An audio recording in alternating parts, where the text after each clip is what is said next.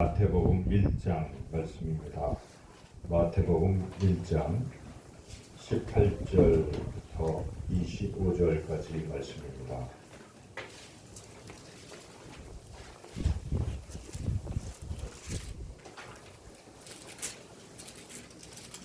마태복음 1장 18절부터 25절까지 말씀, 하나님 말씀 제가 통독하겠습니다. 예수 그리스도의 나심은 이러하니라. 그의 어머니 마리아가 요셉과 약혼하고 동거하기 전에 성령으로 잉태된 것이 나타났더니 그의 남편 요셉은 의로운 사람이라 그를 드러내지 아니하고 가만히 끊고자 하여 이 일을 생각할 때에 주의 사자가 현몽하여 이르되 다윗의 자손 요셉아 네 아내 마리아 데려오기를 무서워하지 말라. 그에게 잉태된 자는 성령으로 된 것이라. 아들을 낳으리니 이름을 예수라 하라. 이는 그가 자기 백성을 그들의 죄에서 구원할 자이심이라 하니라. 이 모든 일이 된 것은 주께서 선지자로 하신 말씀을 이루려 하심이니 이르시되 보라 처녀가 잉태하여 아들을 낳을 것이요 그의 이름은 임마누엘이라 하리라 하셨으니 이를 번역한즉 하나님이 우리와 함께 계시다 함이라. 요셉이 잠에서 깨어 일어나 주의 사자의 분부대로 행하여 그의 아내를 데려왔으나 아들을 낳기까지 동침하지 아니하더니 낳음에 이름을 예수라 하니라. 아멘. 기도하겠습니다. 하나님 아버지, 이 시간에 하나님의 말씀을 듣고자 합니다. 주의 성령께서 전하는 자의 부족한 입술을 주관하셔서 하나님의 말씀만 바르게 잘 전달하게 하여 주시옵고 듣는 우리 모든 심령의 귀를 활짝 열어주셔서 하나님 말씀을 잘 듣고 또한 깨닫게 하시고 마음에 깊이 새겨서 또한 말씀대로 또 순종하며 승리하며 하나님께 영광 돌리는 복된 삶을 살게 해주시기를 간절히 원하옵고 예수님의 이름으로 기도드리옵나이다. 아멘. 우리가 살면서 이런저런 기적들을 경험하게 됩니다. 특별히 또 오랫동안 아이를 낳지 못하던 그러한 부부가 어느 날 갑자기 또 아이를 갖게 되고 또 아이를 출산하게 되고 하는 그런 기적이 삶 가운데 있을 수 있습니다. 항상 평범한 일만 있는 것이 아니라 이 세상에는 어떤 기적이 있습니다. 근데 이 기적이 성경을 읽어보면 많이 나오죠. 기적들이 구약 성경에 막 물이 갈라지는 것부터 시작해서 여러 가지 기적들이 나오죠. 특별히 사람이 출생과 관련해서도 기적적인 이야기가 많이 나옵니다. 여러분이 창세기를 읽어보시면 아브라함이 나이 100세 그리고 사라가 나이 90세 근데 여자로서는 아이를 낳을 수 없도록 경수가 끊어졌음에도 불구하고 하나님의 놀라운 은혜로 아들 이삭을 100세에 얻게 되는 그런 기적이 있었습니다. 그런 기적들이 계속해서 또 어떤 한나는 아이가 없어서 늘 그 고통 속에 있다가도 이렇게 하나님의 은혜로 아이를 갖게 되고 그가 사무엘이고 삼손도 그렇고 그래서 이렇게 출생과 관련해서 여러 기적들이 있습니다. 신약 성경의 세례 요한도 이렇게 못나타가 나이들은 사가랴와 이렇게 해서 또 아이를 얻게 되고 이런 출생에 관련된 기적들이 있는데요. 가장 놀라운 기적이 하나 있습니다. 그 기적적인 이야기가 오늘 우리가 읽은 이 본문 말씀 그리고 여러분이 또 누가복음 읽어보면 누가복음 1장에도 이와 관련된 그러한 말씀이 있습니다. 그것은 바로 우리 예수님의 탄생에 관한 그런 이야기입니다. 정말 기적 중에 기적입니다. 한마디로 요약한다면 남자를 알지 못하는 동정녀 처녀의 몸에서 예수님이 태어나신 것입니다. 이건 너무나 기적적인 이야기죠. 그래서 우리가 이것을 동정녀 탄생 이렇게 말합니다. 그리고 이것은 기독교뿐만 아니라 그러니까 천주교 또 우리 기독교 그리고 그리스 정교에서 다 믿는 것이고 심지어는 이슬람교에서도 예수님의 동정녀 탄생은 또 인정을 해요. 근데 부활은 인정하지 않지만 이 부분은 또 인정하고 있는 것이죠. 그래서 우리가 이 예수님의 동정녀 마리아에 의한 탄생에 대한 이 놀라운 기적과 같은 이야기를 우리가 어떻게 받아들이느냐에 따라서 우리 신앙이 결정되는 것입니다. 그래서 이 부분에 오늘 이제 본문을 누가복음 1장과 이렇게 연결해서 보면은 이야기는 이런 것입니다. 이제 동정녀 처녀인 마리아라는 그런 여인이 있었고 또 요셉이라는 남자가 있었습니다. 두 사람이 약혼을 했습니다. 근데 당시 이스라엘 사람들에게 있어서 약혼은 이제 아직 결혼한 게 아니니까 약혼하고 그 뒤에 동거할 수도 있어요. 이스라엘 그 유대인 풍속이 할 수도 있고 안 할 수도 있고. 그런데 여하튼 그런 약혼이라는 게 있는데 둘이 약혼을 했는데 둘이 뭐 동거한 건 아닙니다. 그렇게 약혼을 했는데 어느 날 이 마리아에게 천사 가브리엘이 나타났습니다. 그래서 가브리엘이 나타나서 네가 아들을 낳을 것이다. 아들을 낳을 것인데 그 아들은 다윗의 왕위를 물려받는 영원히 물려받는 그리고 하나님의 아들이다. 그리스도가 너를 통해서 태어날 것이다 라고 이렇게 전했습니다. 그때 처녀였던 마리아는 덜컥 걱정이 드는 거야. 나는 남자를 알지도 못하는데 제가 애를 낳으면 이거 자칫하면 그때 당시에 돌에 맞아 죽겠죠. 누군가 정원한 사람이 아닌 다른 사람과 그렇게 생각하고 사생아를 낳았다 이렇게 생각하겠죠. 그러니까 자기가 죽게 될 수도 있기 때문에 천사가 얘기를 했지만은 마리아가 처음에는 나는 이해가 안 가니까 처음에는 놀라고 무서워했습니다. 그렇지만은 천사 가브리엘이 계속 이야기를 합니다. 네가 성령이 너를 잉태하게 할 것이고 성령의 능력이 너를 덮어서 아들을 낳을 것이고 예수라 하라 이렇게까지 구체적으로 이제 말씀을 하니까 그 하나님의 말씀은 반드시 이루어진다 하는 말까지 이제 가브리엘 천사가 그렇게 얘기를 하죠. 하나님의 모든 말씀은 능하지 못하심이 없다 이렇게 말하자 마리아가 쭉 그 말씀을 듣고 순종했어요. 그래서 그 유명한 말을 하죠. 주의 여종이오니 말씀대로 내게 이루어지이다. 내가 다른 사람들에 의해서 뭐 가늠한 여인처럼 비춰져서 죽을지언정 하나님의 그 약속이 제게 이루어지기를 소망합니다 하고 순종했어요. 그 순종을 통해서 예수님께서 태어나신 것이죠. 그런데 이제 이렇게 해서 임신이 된 것입니다. 마리아가 임신이 되고 나서 마리아가 이제 남편 될 요셉을 찾아갔습니다. 그리고 요셉에게 이야기를 쭉 하는 거예요. 요셉도 들어보니까 믿을 수가 없는 겁니다.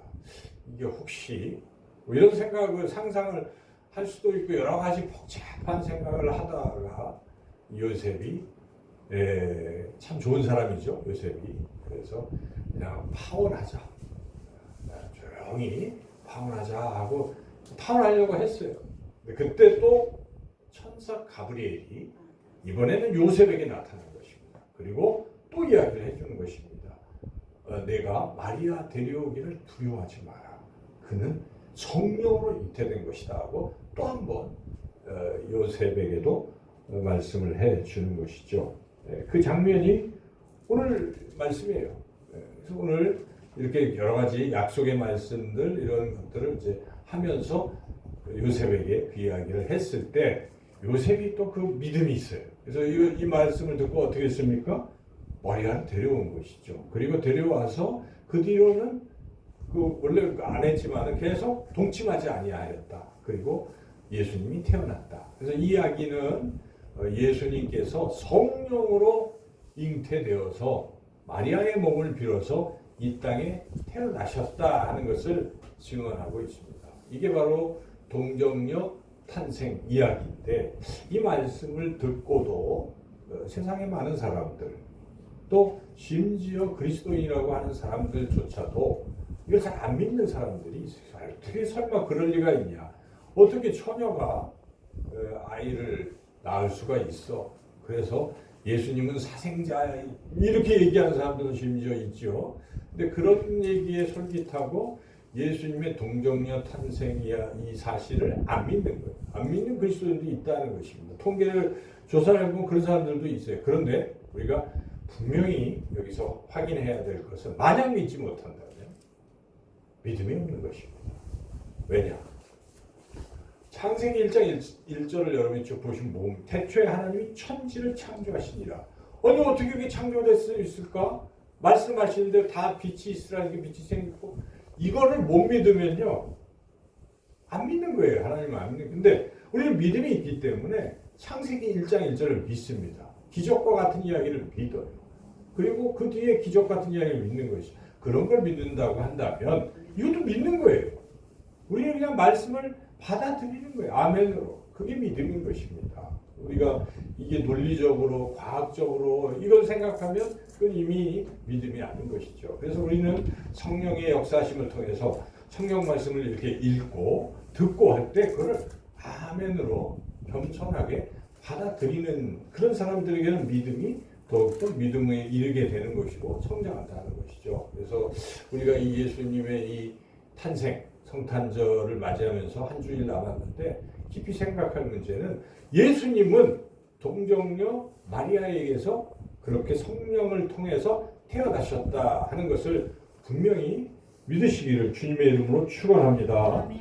네, 이 믿음이 굉장히 중요한 것이죠. 네, 이거 좀 증명을 해본다면 이 구약에 이미 예언된 이야기입니다. 동정녀 선지자 이사야를 통해서 예수님이 이 땅에 오시기 전에 600년, 700년 이전에 이사야를 통해서 하신 말씀이 이사야에서 7장 14절에 기록되어 있는데 이렇습니다. 그러므로 주께서 친히 징조를 너희에게 주실 것이라. 보라, 처녀가 잉태하여 아들을 낳을 것이요 그의 이름을 임마누엘이라 하리라 하고 이 선지자 이사야가 하나님의 말씀을 받아서 예언한 거예요. 예언이 지금 성취된 것입니다. 그래서 예수님의 동정녀 탄생은 그냥 갑작스럽게 일어난 일이 아니라 이미 하나님께서 약속하시고 그렇게 이루신 사건이라 하는 것이죠. 오늘 우리가 읽은 대로 천사가 증언했고 또 마태라는 예수님의 제자가 이것을 기록하면서 증언하고 있습니다. 이와 같이 예수님의 이 동정녀 탄생은 사실이고 진리인데 초대교회 성도들은 다 믿었습니다. 그래서 다 믿고 그대로 이것을 믿음으로 고백했어요. 그래서 우리 사도신경 여러분 고백하죠.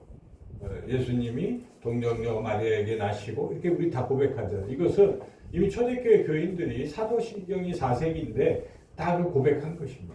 그 믿음을 고백했고 아까 말씀드렸지만 이 고백은 천주교도 똑같이 합니다. 그리스도 정교도 하는 기독교인이라고 하면 세계 인구의 20억 이상의 사람들은 다 이렇게 고백하고 있습니다. 이단들은 하지 않습니다만은 하는 거예요. 그래서 우리가 이것은 분명한 진리다 하는 것을 믿어야 한다는 것이죠. 근데 이것의 깊은 의미는 무엇입니까? 이것은 하나님께서 사람이 되셨다는 뜻이에요. 사람이. 그래서 하나님이 인간의 몸을 입고 사람으로 오셨다 하는 것이 이게 가장 깊은 의미입니다. 예수님을 우리가 생각할 때 예수님은 본래 하나님의 본체시고 하나님이세요. 그런데 하나님께서 우리와 같은 사람의 모습으로 이 땅에 오셨다는 사실, 이걸 우리가 먼저 분명히 알아야 되는 거예요. 하나님이 사람이 되셨다. 왜 하나님이 사람이 되셨을까? 그 높고 높은 모자를 걸으시고 왜 우리와 같은 낮은 모습으로, 그것도 여러분이 다 아시는 것처럼 예수님 어디서 태어나셨습니까? 말구에서 태어나셨어요. 왕으로 막 왕궁에서 태어난 것도 아니고 말구에서 태어나시고 가장 낮은 모습으로 누울 자리가 없었던 예수님, 그런 모습으로 가장 낮은 모습으로 왜 사람이 되셨을까? 이 부분을 우리가 깊이 생각해야 됩니다. 이번 성탄절에 우리가 한 주 뒤에 성탄절을 맞이할 때에 이 한 주간을 우리가 무엇을 생각하면서 살아야 되겠습니까? 예수님이 왜 하나님이 사람이 되셨을까? 그 이유를 우리가 분명히 깨닫고 또 그걸 생각하면서 예수님을 맞이해야 할 것입니다. 그 이유가 무엇입니까? 오늘 본문에 그 이유가 분명히 나와 있어요. 첫 번째, 하나님께서 사람이 되신 이유는 우리를 죄에서 구원하시기 위해서 그렇게 하셨다 하는 것입니다. 선지자를 통해서, 분명 천사를 통해서 오늘 말씀해 주시고 있는데 21절입니다. 21절 같이 한번 읽겠습니다. 아들을 낳으리니 이름을 예수라 하라. 이는 그가 자기 백성을 그들의 죄에서 구원할 자이심이라 하니라. 지금 천사 가브리엘이 요셉에게 이 얘기해 주는 거예요. 동정녀 마리아를 통해서 태어난 그분의 그분이 왜 오셨는지, 무엇입니까? 백성을 그들의 죄에서 구원하시기 위해서 오셨다 하는 것입니다. 이 얘기는 우리가 귀에 못이 박히도록 듣고 또 듣는 말씀인데 진리인 것입니다. 이 말씀을 잊어버리면 안 됩니다. 이 말씀을 믿지 못한다면 아무 의미가 없어요. 우리가 예수님 왜 믿습니까? 교회를 왜 다닙니까? 예수님이 나의 죄를 사하시고 나를 죄에서 죽음에서 사망의 권세에서 지옥에서 건져주시기 위해서 구원하시기 위해서 그렇게 하신 것입니다. 이 놀라운 하나님의 이 은혜의 복음을 우리는 듣고 또 듣고 믿고 또 믿어야 되는 것이고 마음에 간직하시고 어떤 상황에서 누가 뭐라고 해도 이 진리를 우리가 놓치면 안 되고 흔들리면 안 됩니다. 이단이 이런 걸 공격해요. 여러분 잘 들어보면 이단들은 구원은 예수님의 십자가로 구원받는 게 아니라고 자꾸 얘기하는 거예요. 통일교는 아니라고 얘기해요. 그래서 문선명과 뭐 피가름을 하고 이래야 구원받는다는 게 그 말도 안 되는 소리를 사람들이 또 따라가잖아요. 희한하죠. 또 그 신천지 뭡니까? 그 예수 구원 그 얘기 아니에요. 그들은 깨달아야 구원받는다는 거예요. 말도 영지주의의 그 이단의 잔재들인데 그들은 그렇게 이야기하는 거예요. 그러니까 여러분들이 이 진리에서 자꾸 벗어나게 되면은 구원 못 받습니다. 구원에서 우리가 벗어나는 거예요. 그래서 항상 우리는 복음을 잘 듣고 또 들어야 되는데 다른 것보다도 이 하나님이 사람이 되신 첫째 이유는 무엇입니까? 우리를 죄에서 구원하시기 위해서 그렇게 오셨다는 이 사실을 믿으시기를 주님의 이름으로 축원합니다. 우리는 어차피 죽습니다. 한 번 죽는 것은 사람에게 정해진 것이죠. 그런데 죽는 것으로 끝나는 게 아니라고 히브리서 9장 27절에 뭐라고 나옵니까? 사람이 한 번 죽는 것은 정해진 것이 그 후에는 심판이 있으리라. 심판이 있습니다. 심판이 있어요. 다 죽으면 심판대 앞에 서는 거예요. 왜 심판대 앞에 섭니까? 죄 때문에 그렇습니다. 죄가 있는 자들은 심판을 받는 것입니다. 근데 그 심판의 결과는 영벌이에요. 영원히 벌 받는 것이죠. 그렇기 때문에 죄로 인해서 우리는 죽는 것이죠. 그런데 성경은 모든 사람이 죄를 범하였으며 하나님의 영광에 이르지 못하더니라고 분명히 말씀하고 있습니다. 죄의 삭은 사망이라고 말씀하고 있어요. 그래서 누구라도 다 죄인이기 때문에 우리는 다 심판을 받고 멸망을 받을 수밖에 없는 존재인데, 그런데 하나님 우리를 사랑하시기 때문에 구원의 길을 보여주시고 열어주신 것입니다. 그게 성경에 기록되어 있는 거예요. 성경은 그래서 사랑의 편지라고 하는 것입니다. 우리에게 너희들이 죽음에서 피할 길이 있다 하는 것을 알려주는 그런 놀라운 은혜, 기쁨의, 사랑의 이야기입니다. 그 이야기의 핵심은 무엇입니까? 하나님께서 우리의 죄를 사해 주시기 위해서, 하나님은 공의 하나님이시니까 그냥 무조건 죄 없음 이렇게 할 수가 없는 것입니다. 죄를 졌으면 죄에 대한 대가가 있어야 되는 거예요. 누군가 벌을 받아야 되는데 우리는 벌을 받을 수가 없잖아요. 그 벌은 죽음이기 때문에, 영원한 하나님과의 단절이기 때문에. 그래서 하나님께서 대신 하시는데, 하나님이라는 존재로 해서는 아무 소용이 없습니다. 사람이 돼야 되는 거예요. 그래서 하나님께서 사람이 되셔서 예수님이 이 땅에 오셔서 우리의 죄를 다 짊어지시고 십자가에서 대신 벌을 받으심으로써 우리의 죄는 사함을 받은 것입니다. 이것을 믿는 자들은 그대로 사함을 받는 것입니다. 믿지 아니한다면 효과가 없는 것이죠. 그래서 우리가 듣고 들은 복음이에요. 누구든지 예수님을 마음에 영접하고 믿으면 죄사함을 받고 영생을 선물로 받을 것이다. 더 이상 심판을 받지 아니할 것이라고 성경은 우리에게 말씀하고 있습니다. 예수님이 친히 하신 말씀이에요. 나를 믿는 자는 그렇게 심판을 받지 아니한다. 그러므로 우리가 예수를 믿는 사람은 상태가 하나님의 심판대 앞에 안 섭니다.